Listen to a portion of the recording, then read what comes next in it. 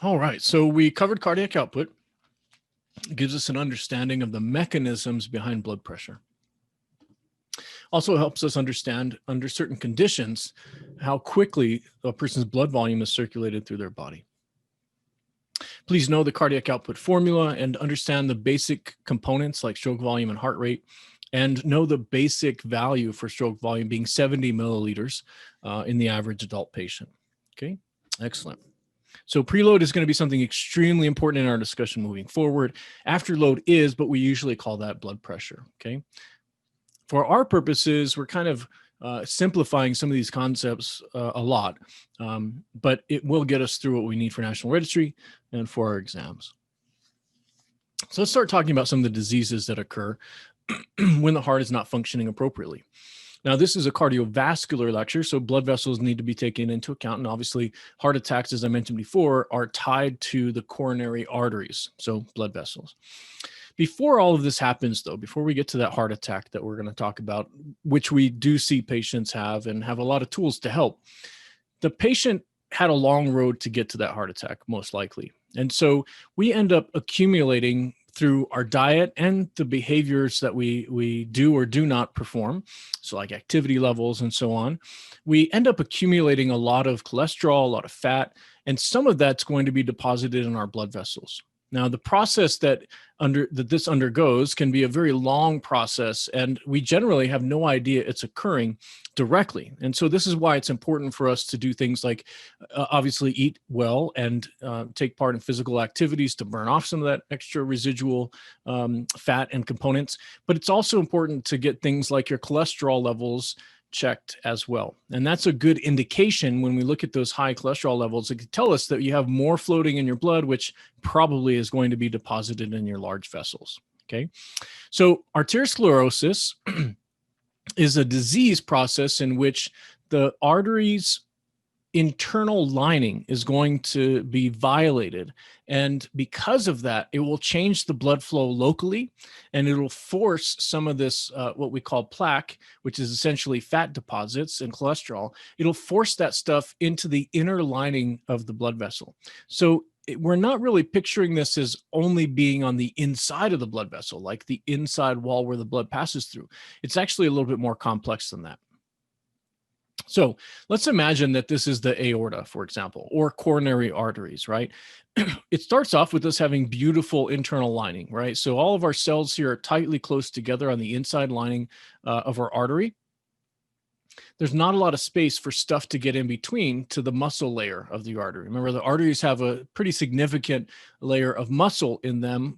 Veins do have muscle, but it's much smaller amounts of muscle in a vein. Veins will have valves, arteries will not. Arteries also generally are relying on the pressure that was generated when the ventricle contracted, whether right or left, pulmonary or systemic, for blood flow to go through them. Veins are using less pressure because they're at the tail end of that pressure process and probably impacted by gravity. And so we maintain pressure moving forward in veins by having valves. All right, good. Very basics. Okay, so this patient will say is eating a whole bunch of Las Cuatas or Blake's or McDonald's or you name it. So many different places in the American diet offer this. And so they've got too much of this floating around in their blood, like literally chunks. It's not necessarily chunks, but little globules of fat are floating around in our blood and going to be deposited somewhere. With arteriosclerosis and atherosclerosis, what we'll end up seeing in some cases is a break inside the lining of the blood vessel. Now, this break is going to cause this very normally smooth lining to suddenly get a little rougher. And when we have pressure and fluid traveling through this conduit, right, through the lumen of this conduit, that pressure is going to be impacted by things that stick out, very much like we could assume is happening when air passes by a structure that has a bunch of depressions on it and extensions. That's going to cause turbulence. And so we end up with basically turbulence. As the blood flows through here and impacts this local area, it will spin a little bit. So this is going to be part of an inflammatory process in many cases. part of the inflammatory process might involve things like clotting to occur, which can further damage this. In cases when arteriosclerosis is occurring, in which the plaque is going to be lining inside the blood vessel, what happens is that turbulence increases the local pressure. And again, this is fluid, not air. So that fluid, the blood, has in it all that fat. The fat is pretty easily separated from the other formed components of blood. And so the turbulence and increased pressure locally will drive more fat into the inside lining of the artery. So fat starts to accumulate, in which, in this case, we're showing arteriosclerosis, in which the plaque is building on the inside of the artery, but it could also be on the inside of the blood vessel structure, in which the inside lining of the artery would be here and plaque is between that. So you can see it starts to narrow this. That's going to make the turbulence in this area even more. So more plaque is deposited. It kind of makes itself worse in the process. Now we're showing, though, that this has gone on for so long that this red blood cell is not going to be able to pass through. So effectively, this one we had normal blood flow, normal. This one it's decreased a little bit. Blood flow is decreased even more here, and eventually there is no blood flow. The result of this and this occurring is to strain the heart muscle by not giving it enough oxygen and nutrients when it needs it.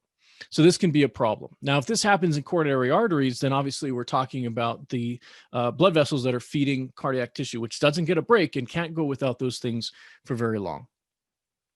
A few things can also happen in addition to this. So we could have the progressive narrowing. So let's look at ways that a patient can kind of get into the AMI. So they can have a progressive narrowing. They can also have a plaque chunk break off. And then let's say it breaks off somewhere in the artery, let's say proximal to where we're talking about. So upstream, somewhere in the artery, there's plaque and more movement. A piece of plaque breaks off, travels down. And let's say that this is further down the artery, so distal to that point where it broke off. And unfortunately, it's too large to pass through this space. So it blocks the opening, effectively cutting off all blood flow distal to that site.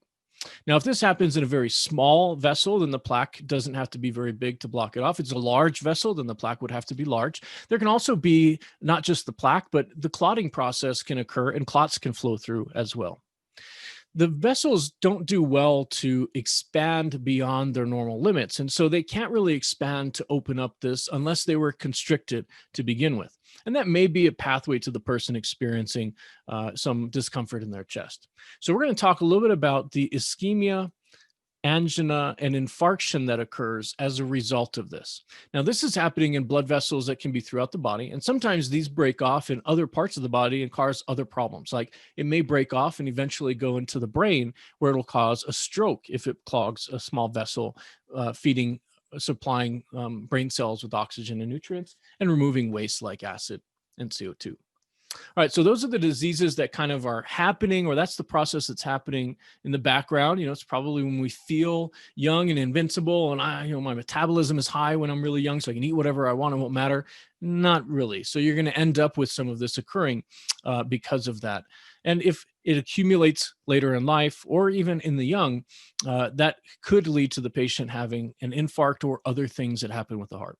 So the disease process of the arteries becoming damaged in this way, if we're talking about those arteries being the arteries of the heart, we would call it CAD, or coronary artery disease. Coronary artery disease. So when you hear that, coronary artery disease, or CAD, it's the basic pathology that has to occur before the heart attack will happen.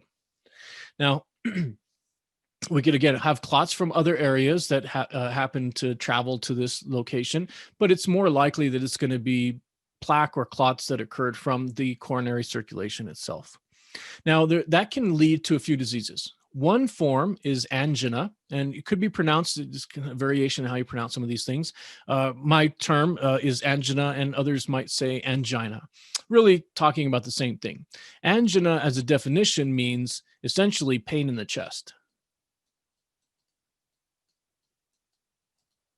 But it is a disease process as well. It's a condition. So if the person has coronary artery disease, that's going to eventually present itself to the patient in either a form of angina, or it could be a heart attack. So the AMI is the heart attack that we hear about.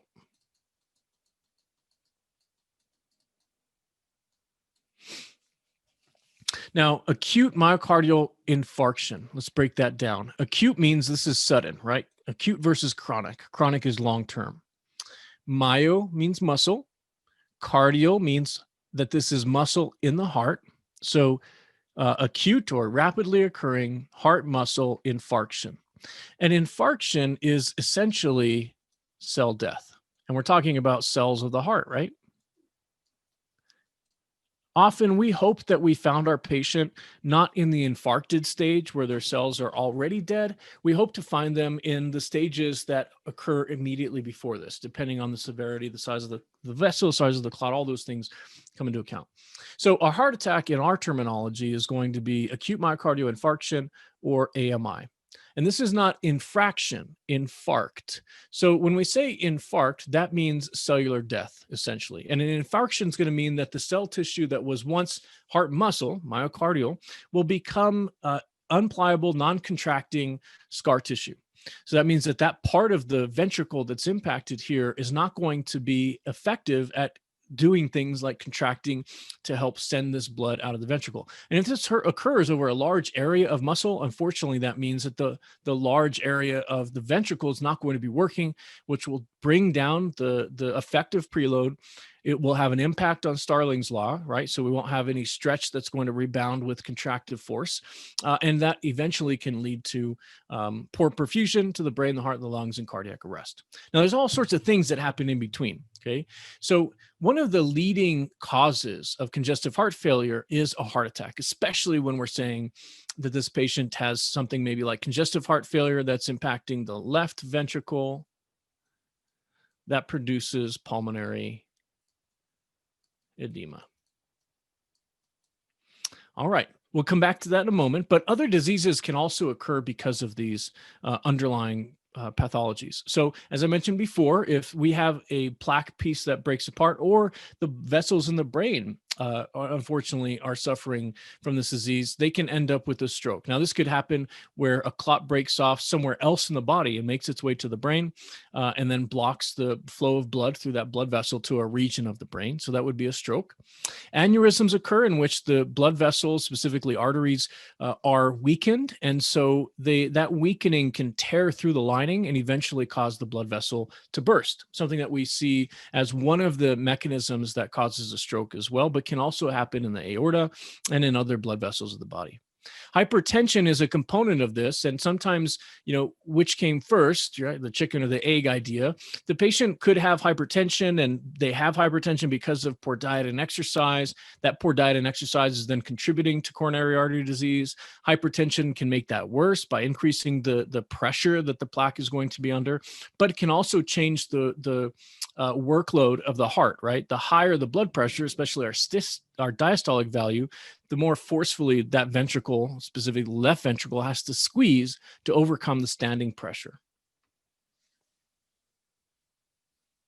In this picture, we've got a lot going on. So I do hope that we don't find this patient when we're in the field, because unfortunately they have blockages everywhere. What more likely happens is we have blockages in a vessel or a small number of vessels that occurs. So coronary artery disease, again, is going to be that progressive narrowing of the blood vessels. So what we're showing here, these black chunks are basically, these are the plaque chunks, and you can see it's making the blood vessels narrow. This chunk here specifically, though, isn't narrowing. It completely occludes, right? Completely blocks that vessel. And so if this is a clot or narrowing, the area that's black and the area that has this blue instead of red for the artery, this is going to be an area where blood is not being delivered. So oxygen's not reaching it. The electrolytes that are delivered by blood are not reaching it. Nutrients like glucose are not reaching it. And the waste is accumulating because there's nothing to remove it. There's nothing to send that waste through. So unfortunately, this means that this area at first is going to basically go without oxygen and be sick. And that's a term I'll give you in a moment. And once this cell tissue dies, though, then it has infarcted. Showing here on our right coronary artery, a branch that's going over the bulk of the right atrium, the anterior surface, has a complete blockage as well. And so the blood vessel, where it's blocked, how much of the blood vessel is blocked, like is it proximal, is it distal, all of that will dictate what size of injury the patient has in their heart muscle. Okay, so these are the threats that we're focused on in managing patients with coronary artery disease. Also, remember, it's not shown here, but these blood vessels, these arteries, coronary arteries, have anastomoses that are built. So some collateral blood flow or backup blood flow can make its way from a different artery to the same area of tissue, but this is still limited. It's not going to be an easy replacement. So risk factors associated with coronary artery disease, and by that measure is also a risk factor for heart attack, strokes, aneurysms, high blood pressure, etc. So there are factors that we can't control, right? So the uncontrollable risk factors are risk factors that there's nothing we can do about that risk factor to lessen it.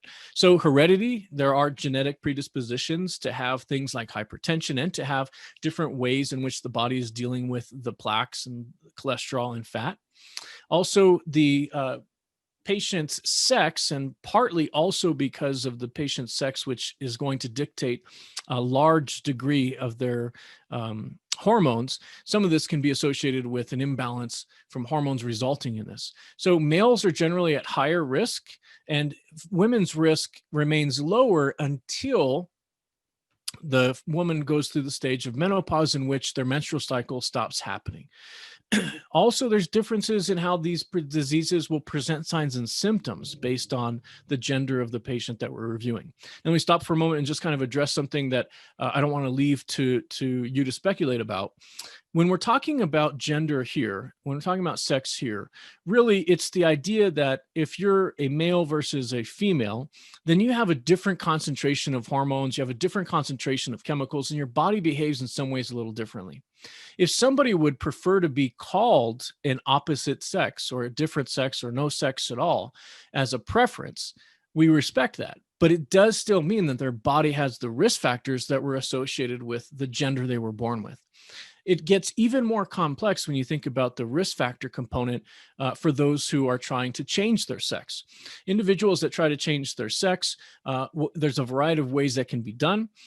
Physically, it can be done through surgery, but often to transition, there's also the use of extra hormones that would be appropriate for male versus female. So a young lady may wish to convert to a male gender, and in the early stages, it probably will mean that physically the appearance they would like to have as male. And so that person as a female may take more testosterone, for example. And the result of testosterone will be things like body hair, could change the patient's voice, all of those, the opposite use of in males taking estrogen and other hormones can result in things like the patient developing breasts and so forth. So those changes in hormones are likely to increase the patient's risk for these diseases and other diseases because they're taking much higher doses of hormones than their body would naturally have.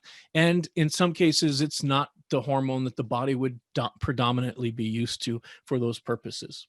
So that does come into play. We certainly respect the patient's choice to be referred to as and to identify as any of the spectrum of genders that are out there. But when it comes to their body's behavior and the diseases that they're going to experience, their gender is at birth is probably dictating most of the risk factors that they have. And if they're undergoing especially changes like hormone changes, it's going to likely increase the risk factors as well. And these are all things that depend on many other factors. So by itself, I wouldn't want to say that anyone who takes this is going to have X amount of risk. Just know that it probably increases the risk to some degree. Now, controllable, let me back. Ethnicity, uncontrollable risk factor. That's to say that people that have genetics based in different regions of the world, ethnicity, have different risk factors for diseases as well. For example, we find that This is not really a coronary artery disease risk factor necessarily, but a lot of folks have heard of diseases like sickle cell anemia. And sickle cell anemia is essentially an inherited trait that is passed on among the ethnicities from Africa and the Mediterranean. And so that's an example of a disease that's impacting a certain genetic group, but not everyone's genetic necessarily. Now, that ethnicity, it's genetic code. So the only way to change that risk factor is to deal with recoding. We do have tools, actually, and recently the Nobel Prize was given for one of the most advanced tools in making edits to individuals' genetic code within the cells that they exist in, that they have had for their life. So we're getting closer to being able to change some of these things, but it's still likely uncontrollable for the most part.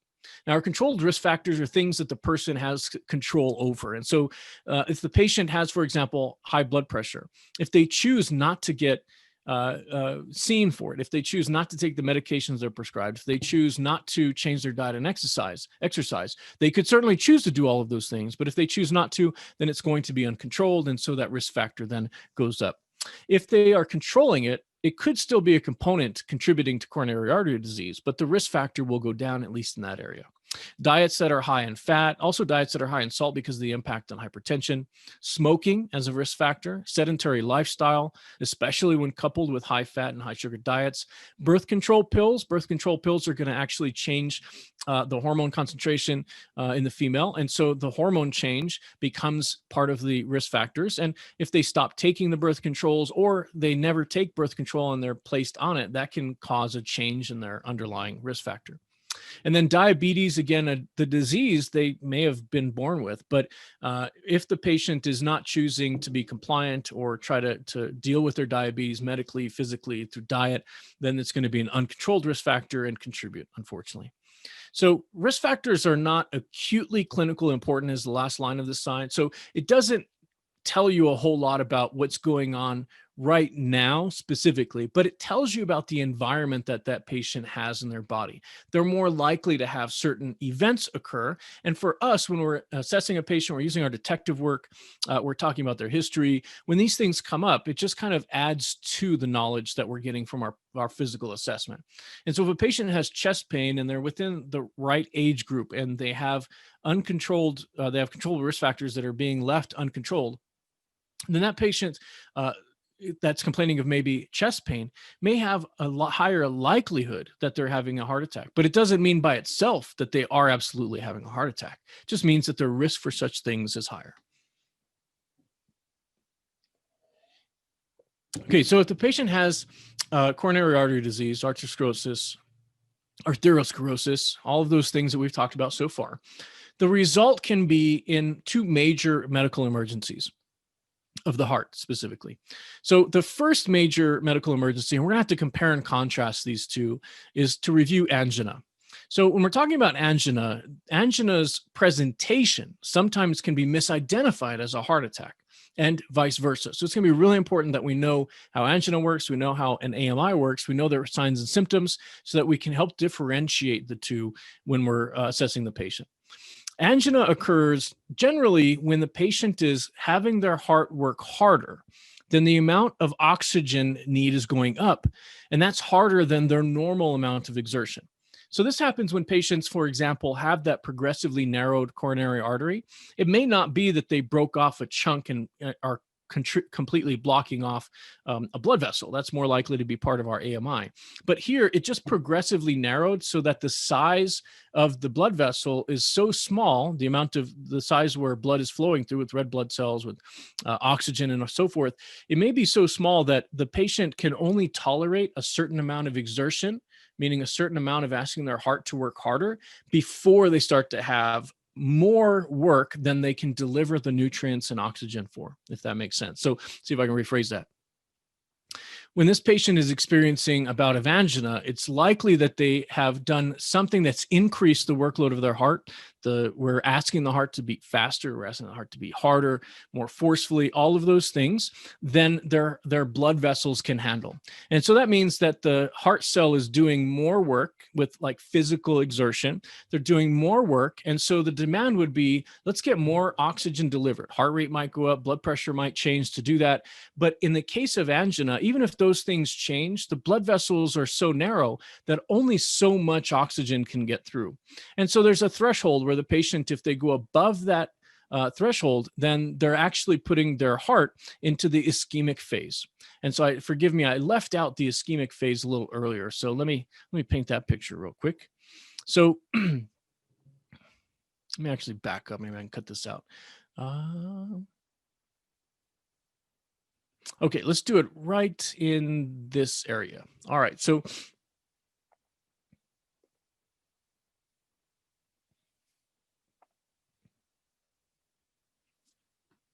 all right, so on this slide here, progressive narrowing of the blood vessels we've discussed, and we're showing, again, in this picture, we've got full blockages like we have here and we have here. And then we have progressively narrowed, where less blood volume is going to get through, which means less nutrients and less red blood cells with oxygen compared to somebody or a vessel that doesn't have this narrowing or blockage, right? So as the patient starts to experience a decrease in oxygen to that muscle, not completely blocked out, so let's say it's progressively narrowing, as they see less oxygen delivered to the muscle, the heart muscle doesn't get to take a break because there's less oxygen, right? That would lead to death. And so when they're losing that, or they're not getting enough oxygen for the amount of work they're doing, that's initially going to cause hypoxia, right? Hypoxia. So hypoxia is a condition where our cells, but we often look at it as either maybe the whole body or specific organs, but hypoxia means the cell is not getting enough oxygen for the amount of work that it needs to do. If that continues, that's going to result in cells becoming ischemic. I need to get a better cursor here. So leading to ischemia. Ischemia is not yet cell death. Ischemia is, you can think of it as progressively sickened cells that have been hypoxic for a while. That means that they're likely creating a bunch of waste, right? And that waste is going to be partly an increase in CO2, which is generally present. But because we're not getting enough oxygen, we're going to go into anaerobic metabolism, which means that they're going to create a whole lot of acid. Remember, acid starts to break down the structures in the cell. It breaks down functional proteins like enzymes, and eventually will break down the protein structure of muscle in total as well, if that environment stays there. Now, because we don't have enough blood flow to give oxygen and the patient's ischemic, it also means that there's no real effective way to remove the waste or get rid of the acid. So it stays put and accumulates. Ischemia left untreated will likely lead to infarct. Infarct is not reversible. Ischemia can often be reversed in its course. Infarct means cell death and it's not coming back. And again, if this happens in the muscle of the heart, then this entire region, for example, is not going to contract. It's likely to turn into scar tissue. And so this area is not going to contribute to the patient's ability to expand for Starling's law and will reduce the functional volume and stretch, which leads to a decrease in blood pressure. Okay. So again, when we're talking about angina, the supply of oxygen doesn't meet that threshold because they've got not completely blocked arteries, but they've gotten narrower. Less oxygen is delivered in a point of time. And more exertion doesn't mean that they're going to get more oxygen delivered because the blood vessels are still smaller in their internal diameter. So usually if the patient has angina, they were doing something physical beforehand. And while they were doing that physical activity, it could be raking leaves, it could be cleaning around. It all depends on that patient's cardiovascular ability. It also could be that the patient's having intercourse, for example. So anytime we increase the workload of the heart for physical activities and they don't have enough blood vessel internal diameter to deliver the oxygen that's necessary, will lead to hypoxia and ischemia. So that's a clue for our signs and symptoms, right? In the history, a patient that has angina might tell you that they were doing something when this came on. And so it's a good point to ask if they haven't told you that. So here we can see kind of a zoom in on this. So here's our blood vessel. So here's our, let's identify, here's our left coronary artery. Here's our left anterior descending. So again, this feeds the septum in the large area of the anterior left ventricle. So this has progressively narrowed. And in this region, we're doing more work. The rest of the heart's doing work too, but we're doing more work, but here there's less oxygen delivered. So it becomes ischemic after its hypoxia. All right. So angina develops and presents as pain in the chest. It's not necessarily as severe as somebody who's having a heart attack if we're comparing them at that level, but angina can progress to dead tissue. So in the end, it doesn't matter. The heart tissue may die. A person who has angina might also have a piece of plaque that breaks off somewhere and embeds itself in this area where the blood vessel was progressively narrowed, turning it into a heart attack. So we're going to give you some values here that will present themselves in history and physical assessment. I do want you to compare these to the AMI values equivalent. So we'll talk about OPQRSTU for an AMI and see the differences because they're subtly different, but it's an important difference to assess. All right, so OPQRST, we're assessing, it may have been taught to you that you're assessing pain. Really, we're assessing discomfort, not necessarily just pain. So in this presentation, usually the onset was with some activity. So the person may have chest pain, and if they haven't clarified what was happening beforehand, just ask outright, what were you doing when this happened? What were you doing before this happened? So make that part of your questioning. P, so that's palliation and provocation. What makes this better or worse? And so for these patients, if we get their exertion level down and we bring down the workload on their heart, it should come back down to a point where there is enough oxygen delivered to meet their needs. And so rest often makes their pain better. Now, if this patient had a big Lotaburger blocking their coronary artery, then resting won't matter because it's physically blocked with this thing and resting doesn't remove it. Okay, so that's a difference, and that's something we'll see with an AMI. Now, the quality, how they describe the way the pain feels, could be anything. The textbook kind of classical examples are things like tightness in the chest, pressure in the chest, feels like something sitting on me, like an elephant sitting on my chest. There's a variety. Could also be pain that is presenting as almost indigestion. So there's a lot of ways that this presents in both cases. It can radiate anywhere. I know that the prototypical heart attack angina radiates into the left arm and neck. The reason for that is because of a concept or phenomenon called referred pain, in which your body, when it's looking at all the signals it's receiving from the nerves, your brain is kind of bringing all this data in, it doesn't actually know whether or not the pain is coming from a specific area because it only sees that pain is coming from some area higher up than we're talking about. So the idea would be that if a patient has, say, their heart is ischemic and that's why they have pain, it may be that the brain doesn't see that it's coming from the heart because it's a collection of nerves that also has nerves bundled with it from the shoulder, from the chest wall, from the ribs, the intercostal muscles. And so it often the referred pain is going to be sensed by the patient, usually on the same side of the body as the organ that's impacted and above the organ that's impacted. So let's see if that's right.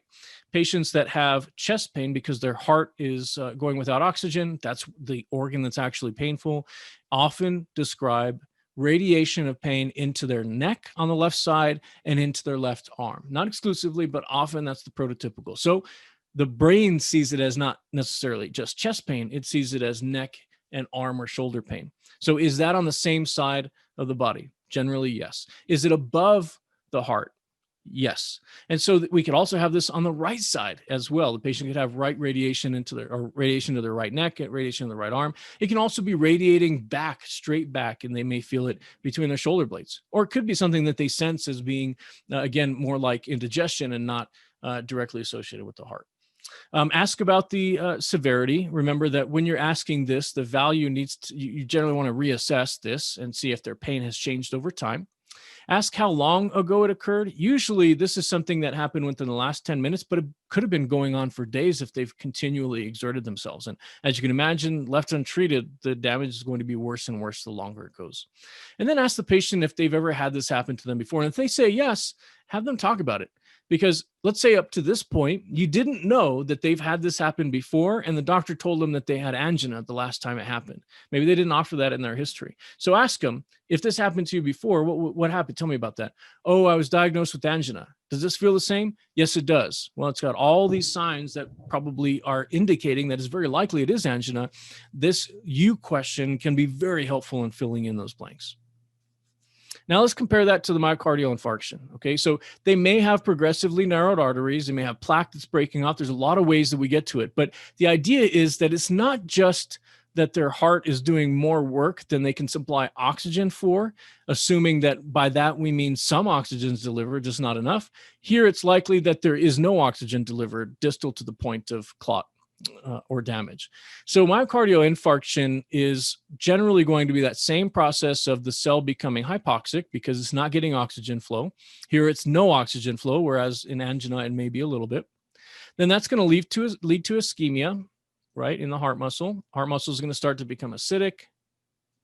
All of those things accumulate. It's not doing work with oxygen, so it's anaerobic, but it still has to beat, right? And eventually, though, ischemia left untreated will lead to the infarct.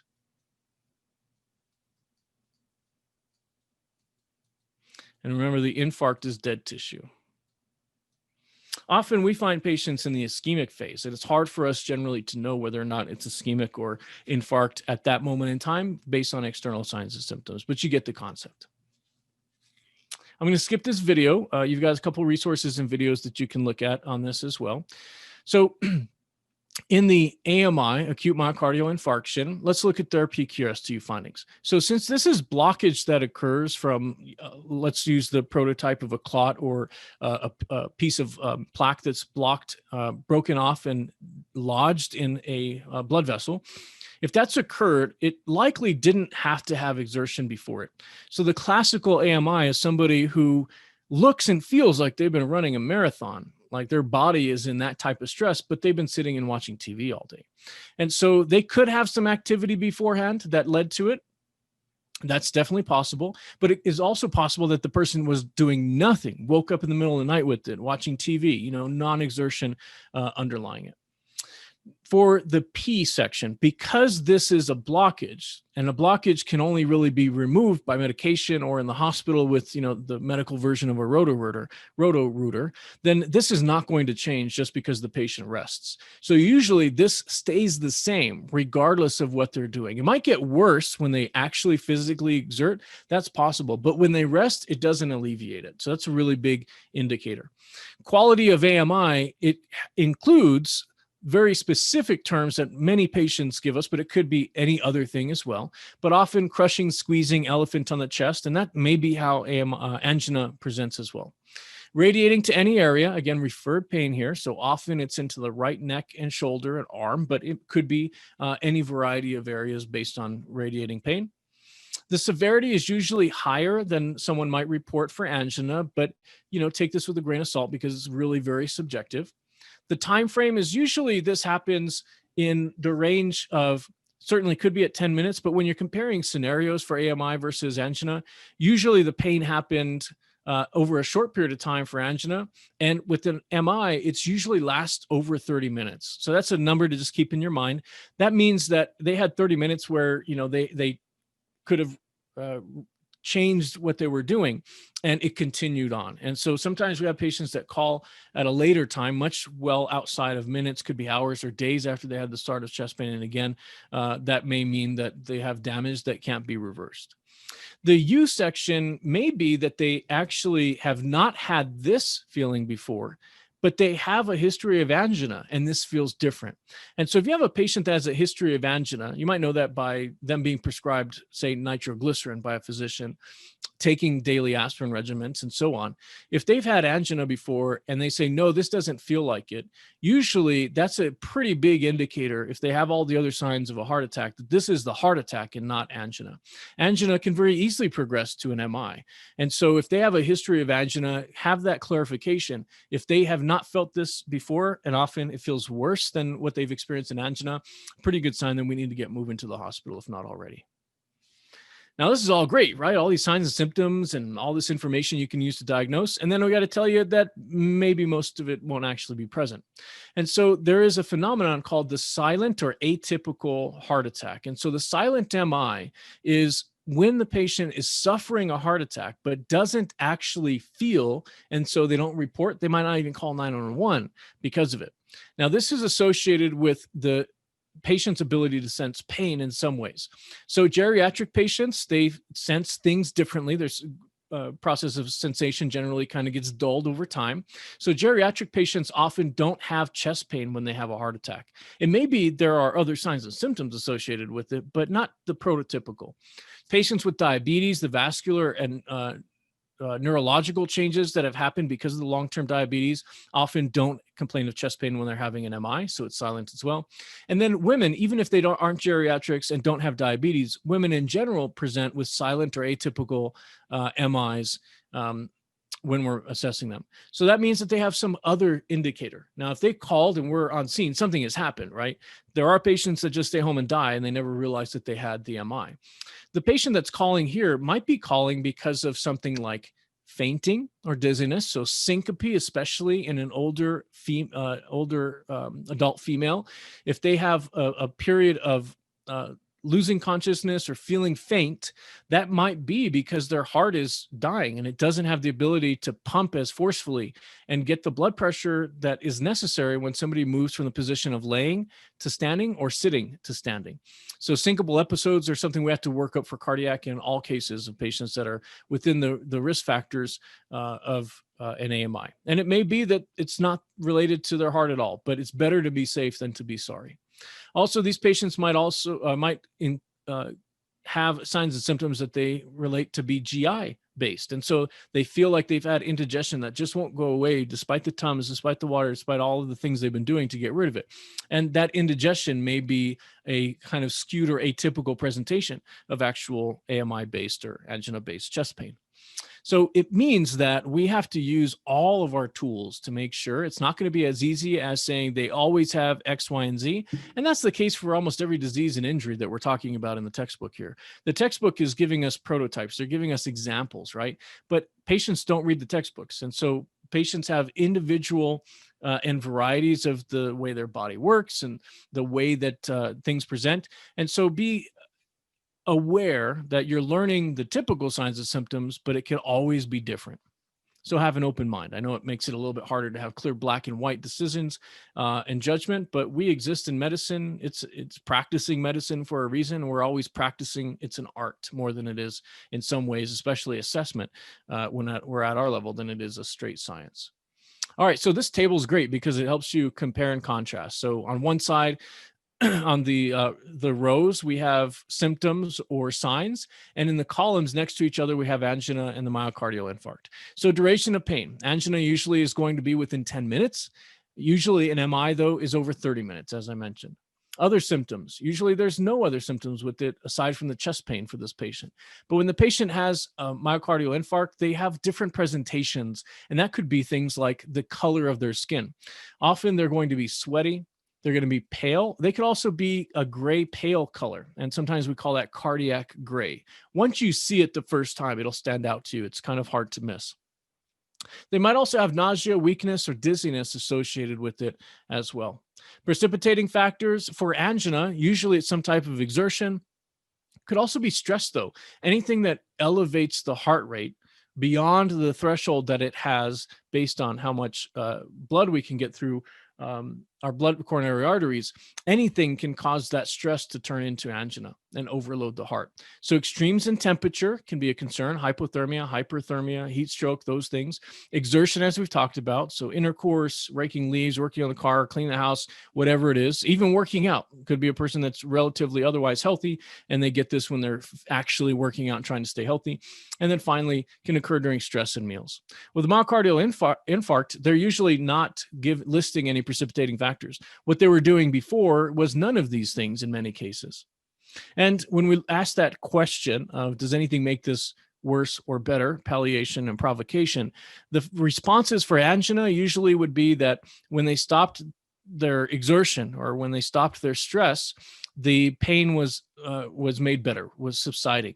Also, if the patient has a history of angina and or coronary artery disease and they've been prescribed nitroglycerin generally relieves the pain associated with angina. Unfortunately, though, nitroglycerin and stopping activity may or may not necessarily relieve all of the patient's pain in an AMI. The difference is that nitroglycerin is a very potent vasodilator, and so it does cause the coronary arteries to vasodilate a bit. If the patient's having angina because of vasospasm, which is rare but can happen, then this can help alleviate that by forcing the blood vessels to stop spasming and vasodilate. They would have been vasoconstricted during that phase. But if we're talking about a big chunk of plaque, a big clot that's blocking this blood vessel, we can't vasodilate much more. And so when the patient's giving nitroglycerin in this phase, they may have, sometimes it does alleviate some pain in some patients, but what may happen is the blood vessel may dilate, and that just means that this blockage goes further downstream because it's now, the size of that blockage. If it has more room around it, it's just going to be pushed forward and then make another block at a distal portion of their blood vessel. So it may not relieve their pain, but it is also helpful for other tools or goals that we have in managing patients with a heart attack. We'll talk about those in a few moments. Let's say that the patient has angina, and let's say maybe this angina has progressed to AMI, or they just have AMI. They never had angina as a diagnosis before. When the patient goes through these phases and it causes the heart to have tissue that's no longer functioning appropriately, that's the basic groundwork to lead us into the condition of shock called cardiogenic shock. Remember that cardiogenic shock, of the three things that we can have problems with that lead to shock, remember those are the pump, the pipes, and the stuff in the pipes, the volume of fluid. The cardiogenic shock is the pump component of this is sick. And so that means that they don't have a problem with their systemic pipes. Maybe their coronary arteries has pipes or problems, so that would still be within the heart circuit. But it could be that they have no problem with the other blood vessels in their body, and they have enough blood volume to meet their needs. And so if they're still in shock, it's probably because in these cases, the heart has lost so much tissue that it just can't function at the same level. It might not have stopped completely, because then they'd be in cardiac arrest, and cardiogenic shock will progress to that. But it may be that their blood pressure is not effective, and their blood pressure goes down because of this decrease and is not completely absent. So if the heart can't pump effectively, then we end up with lower pressures and changes in circulation, which will have an impact on how we deliver oxygen in the body. That is a means of cells becoming hypoxic, or in our definition of shock in general, then we have inadequate perfusion to these cells. And that's because the heart is not functioning appropriately. Now, there's a break into two different categories when we're talking about cardiogenic shock. Again, shock that's an origin because of the pump failing. We can have intrinsic causes and extrinsic causes. And so intrinsic causes are causes that are essentially inside the heart, the coronary arteries. Extrinsic causes can come from things that are occurring around the heart. So when we're talking about an MI, the intrinsic cause is what we're really talking about. So intrinsic causes of cardiogenic shock include myocardial damage, so maybe myocardial infarct, that tissue is died, and so there's not enough ventricular tissue to allow for good pumping. Cardiac output goes down as a result of it, stroke volume goes down, and blood pressure goes down. It could also be because the rhythms are not functioning. Remember when we talked about the rhythms today, the rhythms that we focus on at this level, those rhythms are pretty dangerous. And so if a patient has ventricular fibrillation, their heart is not going to beat at all. It just kind of quivers, and you don't get a unison contraction, so no blood flow is moving forward. We could also have ventricular tachycardia, so that could be a decrease in their overall blood flow because of the change or loss of having the atria fire before the ventricles, so that we can get Starling's law. We can also have situations in which the patient's heart rate is so fast that there's not enough time for blood to fill the ventricle. So the faster the heart rate goes for an adult, that's usually above 140, 150 beats per minute. Once we get past that level, there's not enough time in between each beat to fill the ventricles with blood, which results in less stroke volume, which results in less blood pressure. Valvular disruption can also occur, though it's a little bit more rare. This could be medical or trauma related. And what happens here is the valves, like our aortic, our tricuspid, any of the valves can have different problems with them. But if one of those valves is incompetent, meaning it's not allowing a seal when it closes, if it's leaky, an incompetent valve, that means that blood flow is going to generally be working in the opposite direction. In addition to our forward contraction, it's probably going backwards a little bit. And that means that we're not generating enough pressure, because that leaky valve is going to leave some of that pressure that we would normally have in, say, the aorta. It's going to leak back into the ventricle and will cause the blood pressure to go down. Intrinsic causes, these are generally associated with trauma. So cardiac tamponade is a case in which the sac that surrounds the heart, it's called the pericardium, and the heart tissue are bleeding into that space. And so that's the space between the outside of the heart where the coronary arteries are and the inside of this pericardial sac. As blood accumulates in that space, often it's because of a puncture or tear in the myocardial tissue that's leaking into the space. When blood accumulates in this space, the sac is not expandable. It's pretty rigid. It's connective tissue. And so what ends up happening is the blood that's accumulating with every beat that kind of squirts out of the heart and into the space is going to put pressure on the collapsible heart. And so the heart and its ventricles are not going to be able to expand physically because of the pressure of the blood around it. It's not going to be able to expand physically to get more volume. And with every beat, the patient's condition will get worse. That will lead to less stroke volume, which, as you know, leads to less values in blood pressure. Tension pneumothorax is similar in some ways. So this is an instance in which the heart is actually just fine, but the patient suffered a hole in their pleural space in their lung. It's collapsed the lung, and at the point of tension pneumothorax, the air that's accumulated in the space between the outer lining of the lungs and the surface of the lungs, and that's really basically between the surface of the lungs and the inside of the ribs. As air accumulates in that space, it accumulates so much to be tension pneumothorax that it's starting to put pressure on the mediastinum. And the mediastinum is that space where the heart and the blood vessels reside in our chest, and it's surrounded basically by left and right lung cavities. And so if one lung is not impacted, say the patient has an injury to their left lung, but the right lung is not experiencing pneumothorax, and this pneumothorax on the left side accumulates so much that it's now putting pressure from the cavity where the lung is sitting, it's putting pressure on the outside of the heart. So the result would be that the heart can't expand because of all that pressure. The difference here between cardiac tamponade and pneumothorax is that the accumulation of stuff that's restricting the heart is occurring in the lungs. When we're talking about cardiac tamponade, the accumulation is blood, usually in the pericardial sac. Shock in general can have a variety of signs and symptoms. Those signs and symptoms are part of what we talked about as our triangle, right? So the shock triangle, let me just highlight that real quick for our review. Okay, so patient's heart rate. In shock, it tends to go up. Patient's blood pressure, which may start off normal or trend downward.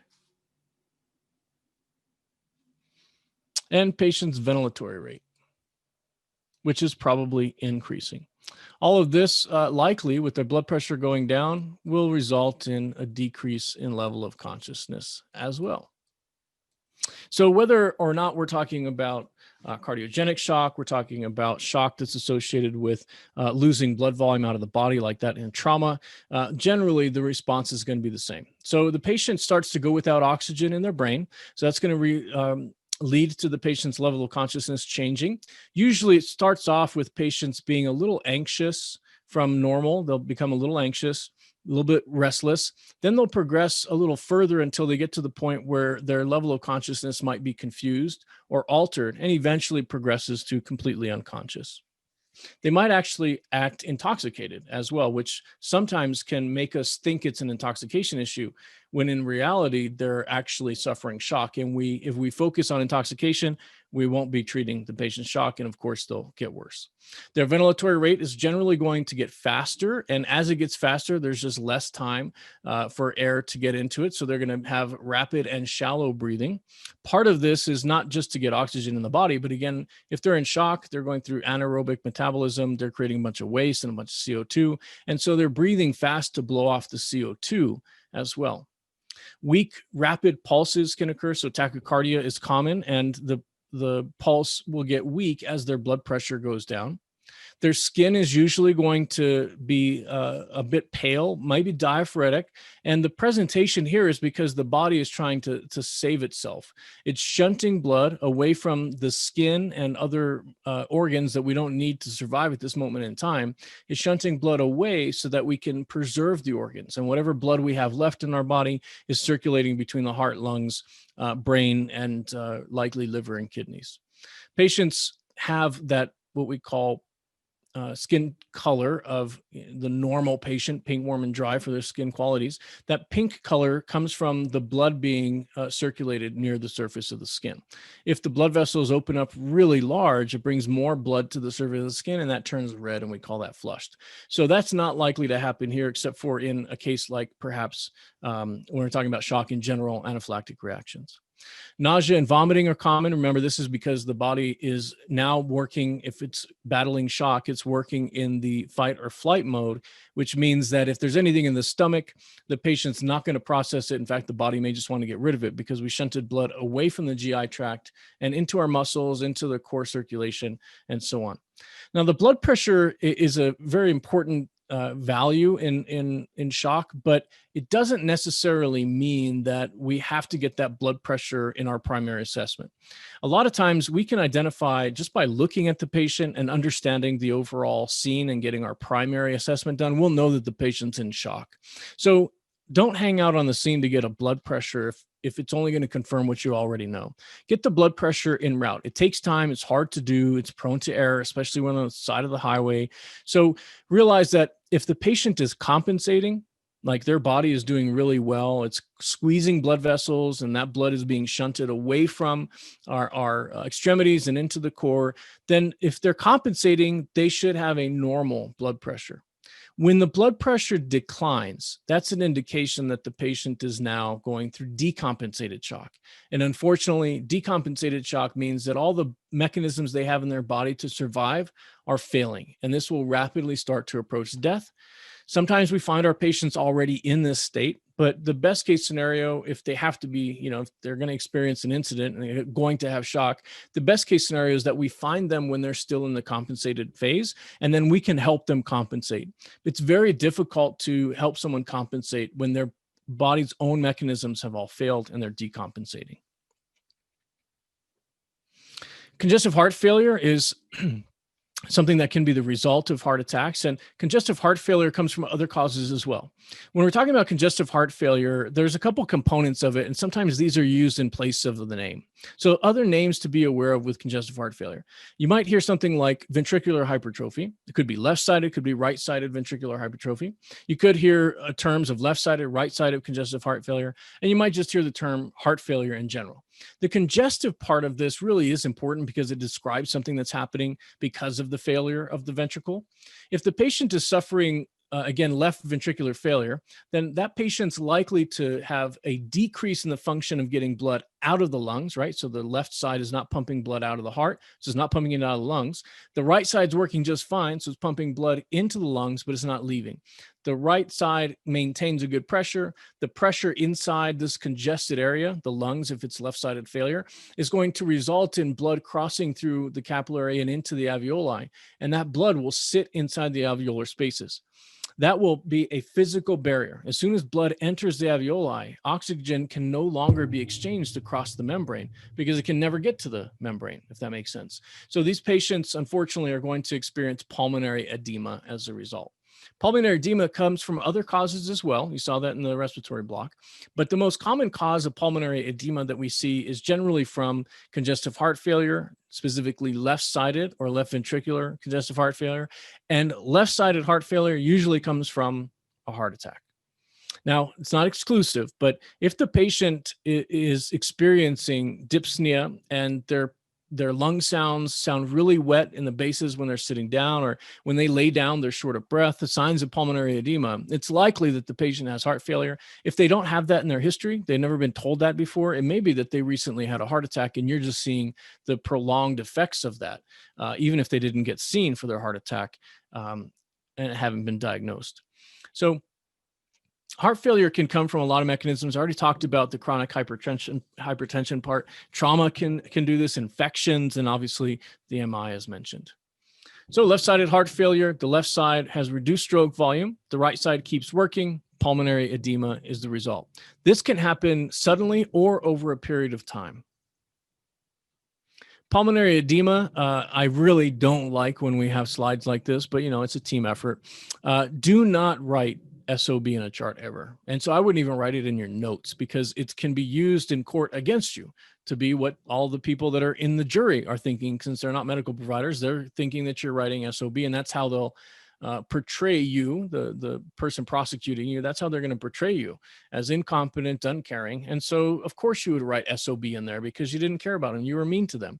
Suddenly it fits that trend, instead of you saying they were just short of breath. So instead, write dyspnea. Dyspnea is the appropriate term. Pulmonary edema with that fluid in the lungs will likely have in the bases of the lungs very fine crackles. Fine crackles have another name that we'll have to kind of use for these terms. So the terms fine crackle is interchangeable with rales, and the term coarse crackles is interchangeable with rhonchi.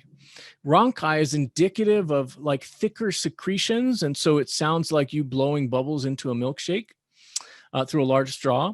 When we're talking about rales, though, it actually sounds like if you just, even if you have very little hair on the side of your head, grab some hair next to your ear on your scalp and rub it together. And you can hear that kind of gritty sound. That's really how fine or crackles or rales sounds. And essentially what you may be hearing there are individual alveoli popping open, depending on what the cause of that sound is. But often we hear it when we have blood present in the lungs. Now, mucus will probably cause rhonchi. These patients might also have, often they do have, productive coughs. And when they cough up sputum that is pink and aerated in color. So we call it pink frothy sputum. If you want to get the visual, really, I would say if you get, there's a drink at Kiva Juice that they blend up with like red berries and stuff in it.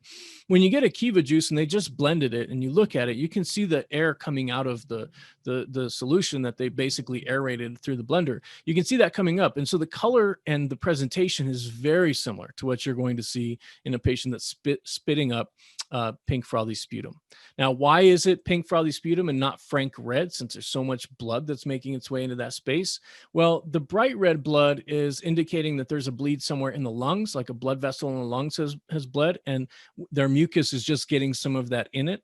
But when we have blood sitting in the alveoli, where gas exchange is going to occur, the movement of our lungs, inspiring and exhalation, that movement is going to basically mix the blood with a lot of air. And so it takes on this pink frothy presentation. Another thing that's pretty important to know, though, can be easy to gloss over, is that when we're managing patients with pulmonary edema, sometimes they have wheezing associated with their lung sounds too. Now, this is important to know. The wheezing that a patient has with pulmonary edema is not generally the same as the wheezing a patient with asthma will have. And it's really important that you are able to differentiate these two. Wheezing in the presence of pulmonary edema is called cardiac wheezing. And cardiac wheezing, a lot of times, is really because of that backup in blood. And they have enough blood that's accumulated. This is how I understand it. They have enough blood that's accumulated inside their alveoli and starting to back up through our bronchioles that it's touching the tissue that makes up the inside lining of our bronchi. That's where bronchospasm occurs. And so the irritation of the blood at that site causes their bronchi to spasm and close. And so it produces a sound of wheezing. The problem here in treating this like wheezing, like we see in asthma and anaphylaxis, is that you're going to give the patient albuterol or epinephrine and maybe ipratropium, right? Depending on their severity and protocols. Ipratropium and albuterol specifically, and epinephrine should not be given to the patient that has pulmonary edema to treat their wheezing. The problem here is that if the patient inhales these medications or is injected with epinephrine, the result is the body's going to increase the adrenal response, right? When the patient is inhaling albuterol through a nebulizer, though it's not directly stimulating adrenaline, it is going to produce things like our fight or flight or sympathetic response. And so generally, epinephrine and albuterol will increase the patient's heart rate, increase the force of contraction, which means we're making the heart work harder, right? We're causing the heart rate to go up. We're making the heart work harder in a time in which it definitely is not getting enough oxygen, both because of the amount of gas that can't be exchanged because of blood inside the alveoli, and because the underlying disease of CHF or maybe the AMI that they had to contribute to it. So if you give a patient albuterol, epinephrine to treat cardiac wheezing, the result is likely to be death. Be very careful. Not all wheezing, and that should be in a slide and somewhere in your reading from the respiratory block, not all wheezing is asthma or anaphylaxis.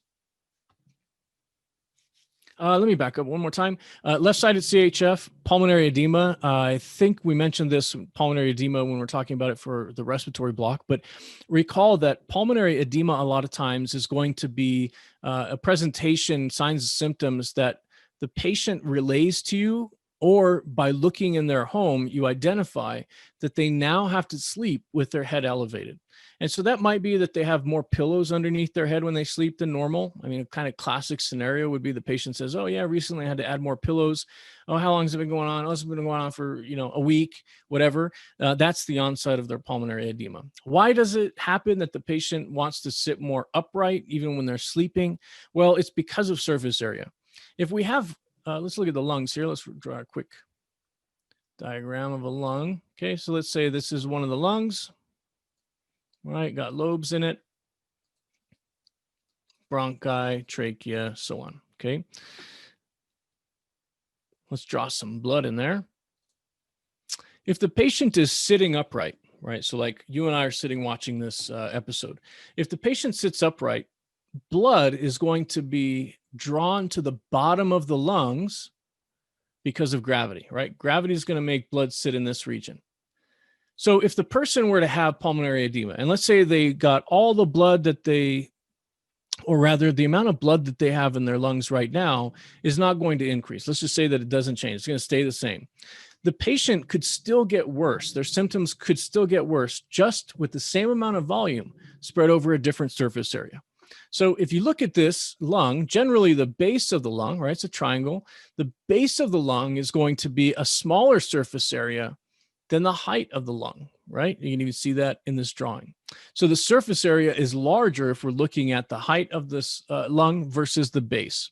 If the blood is accumulating and sitting over the surface area here when the person sits down, when the patient lays down, this blood is going to be redistributed because of gravity. So let's draw that.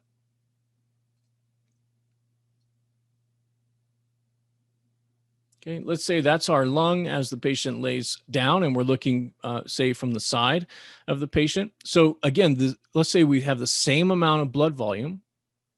That didn't change. But now it's a thinner layer over a larger surface area.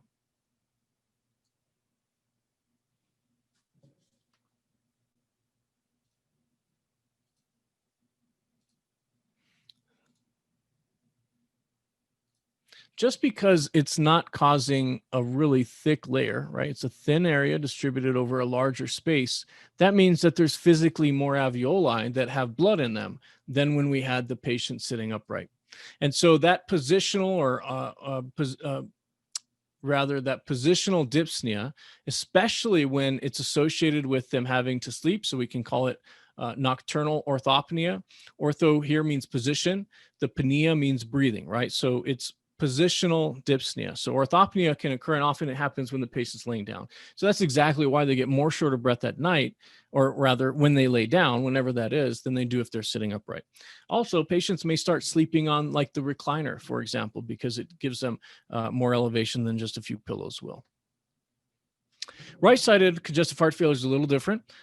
In this case, the right side is damaged, and let's say that only one or the other, but both right and left sides can happen. If the right side, if the right ventricle is injured and the patient is experiencing right-sided congestive heart failure, now the blood flow changes from the left side. The left side's working just fine, sending blood into the body, but the right side is not sending enough blood into the lungs. So that means that our left ventricle will receive a lower volume of blood, but it's still sending it forward. So as this occurs, the backup is not going to be in the lungs. The lungs are functioning fine.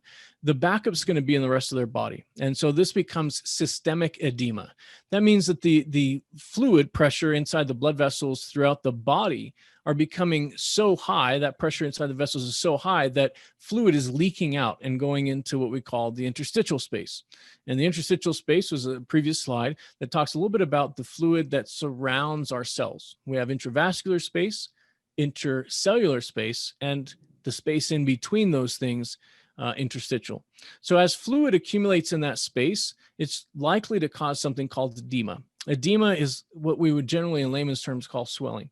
Now this edema, the fluid backup that's going to end up throughout their body, is going to be dependent on position and on gravity. So the fluid that they're retaining is likely to be drawn to the floor when they're sitting upright. So it'll go into their legs. If they're laying down, it may be drawn into the back portion of the body. But often we see this in patients from kind of sitting upright or walking around. They end up with kind of engorged, very swollen legs, feet, ankle. Now, edema can happen for a lot of reasons, but if it's associated with congestive heart failure, it's likely to be a large volume of edema. And so these patients will have a couple findings. When we assess their ankles, their legs, their lower legs, their feet, we'll find edema. And if we find edema, you want to use your gloved hand to determine whether or not it's pitting edema. And so what we do is when we're assessing the patient, sometimes just pulling their sock off can tell you a lot. If you've ever worn boots with a high sock that you have had on for a whole shift or a whole day, and you go home and you take your boots off, and your leg where the sock and boot was is actually thinner than the rest of your leg. Well, that's essentially what's happening here in some ways. When the patient has socks on, their leg will be engorged, but the pressure of their socks will make their edema shift upwards into the leg. And so when you take their socks off, you see a dramatic difference between the swelling above the level of the sock and the swelling below. Another thing we do, though, is we're going to take our gloved hand and just gently depress, just gently press in on the leg where we have that edema, and then release the pressure. Pull your hand up, pull your finger away. And then we look and we count to see how long it takes for that to rebound, that pit that we caused to rebound to the surface of the skin that we started with. And so if you do this right now, do it on your arm, do it on your leg. If you push in with your finger and let go, the skin rebounds really quickly. So what we're saying here is the rebound is going to be very slow. And so it's kind of like squeezing the gel out of a gel insert and then letting it go. It takes a long time for that gel to slowly diffuse across the rest of the gel insert. Try it out sometimes if you have an opportunity. So this can also become an issue for the patient's GI tract as well. So they may have pain and swelling that's associated with their liver located in the right upper quadrant. Another finding that we can get from the systemic fluid retention or systemic edema that comes with right-sided congestive heart failure is distended external jugulars. And that's where we can see their jugular veins, even when they're sitting upright, and blood should be draining easily from them. Here's a nice comparison between left and right-sided CHF. The accumulation of fluid is the first, or where that happens is the first line. So in the right side, it happens systemically throughout the body. In the left side, it happens in the lungs. The edema is going to occur inside the extremities, so systemic edema, or pulmonary edema for left-sided congestive heart failure. JVD is likely to happen, jugular vein distension is likely to happen in the right-sided congestive heart failure. And on the left-sided, because of the accumulation of fluid in their lungs, they're likely to be dyspneic, but not SOB. Right ventricle and left ventricle tells us which ventricle is the culprit here. All right, so those are major disorders that were associated with chest pain and diseases of the heart, but they're not the only disorders. So I'm not going to cover the rest of this. That's a big chunk of our reading here. I want you to go through and review these next sets of information. Now, there's something that you can do to help you learn this a lot better, and that would be make a table, kind of like the table that I gave you guys or chart that I gave you guys for your extra credit and respiratory block. Here, though, when we're making this table for comparison, you're basically listing all the diseases that have chest pain associated with them. Now, that's going to cross over from medical to respiratory, maybe even GI for indigestion, and it goes from medical to trauma as well. So this chart's going to be something you have as a work in progress while we learn medical and eventually learn trauma as well. What you're trying to do here is list things like, what are the lung sounds? Do they have a cough? Is it productive? Same stuff that we listed for the respiratory emergencies for the most part. Then add some of your OPQR-STU information in there so you can help differentiate, say, angina versus AMI. So angina, AMI, left-sided CHF, right-sided CHF, Cardiogenic shock should definitely be on the list of diseases that each has its own column, but then also add aneurysm, pulmonary embolism, dissection, occlusions, and deep vein thrombosis. The only one here that I want to cover specifically is pulmonary embolism for us, because there's some tricks that we can deploy when we make our chart that it will really stand out to us when we have a patient that has pulmonary embolism, or it should at least, because it's pretty unique. So let me get to that.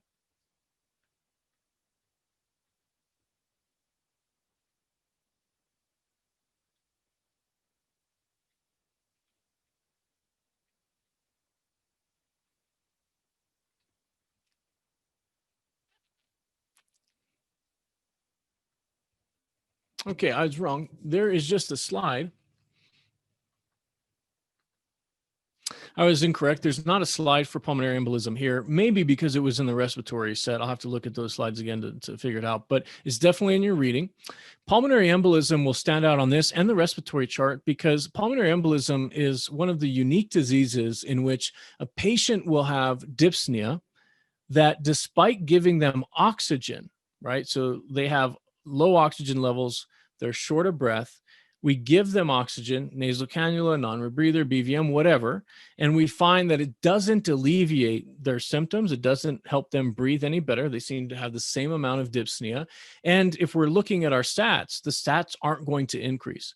Virtually every other case in which we give a patient that has lower sats oxygen by some device like a non-rebreather BVM, when we do that, the sats will go up. It just depends on how low they are and other factors and how fast it goes up, but it will go up. In pulmonary embolism, sats don't go up because blood is never actually, red blood cells are not reaching that region of the lung because there's physical blockage. There's an embolism closing off the pulmonary. Often it's the pulmonary artery or arterioles. And so since it's closing off the amount of blood that can go to that region of the lungs, then that amount of blood does not receive oxygen.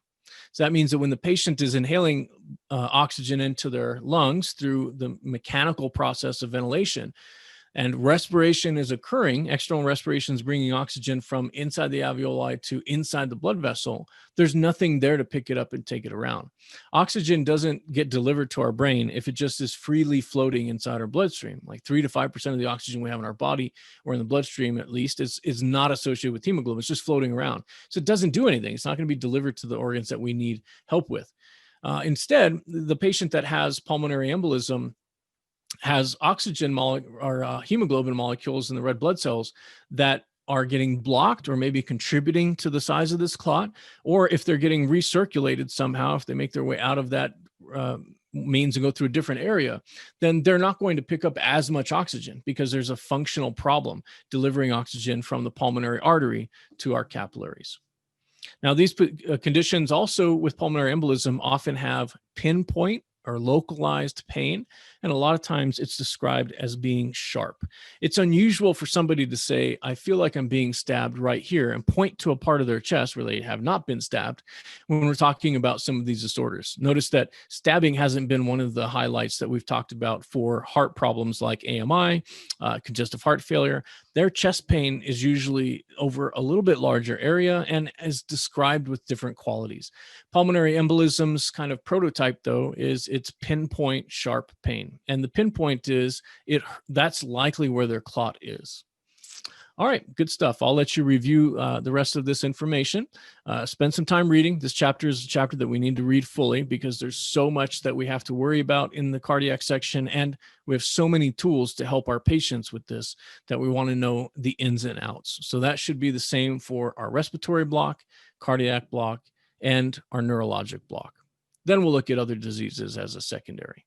All right, friends, hope you're doing well. Let me know if you have any questions, and this will be available to you shortly.